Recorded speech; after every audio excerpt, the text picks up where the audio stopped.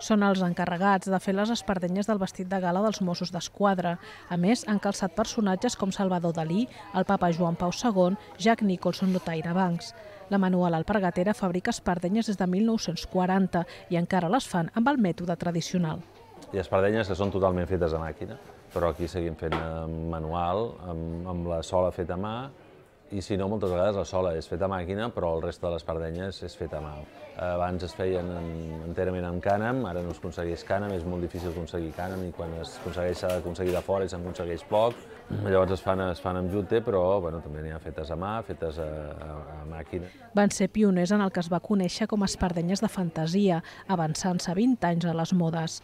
A més, van posar sobre la passarel·la el que fins aleshores s'havia considerat calçat de pagès. I l'any 42 ja s'estaven fent espardenyes per passes de models a Pertegaz, al Dique Flotante, a Santa Eulària, el que era el top de la gamma de moda de l'època.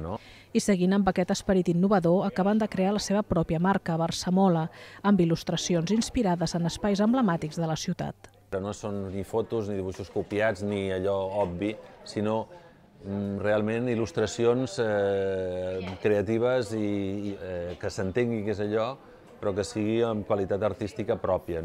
Actualment la Manual Alpargatera és parada obligada per a viatgers informats i cita anual per a un gran nombre de barcelonins.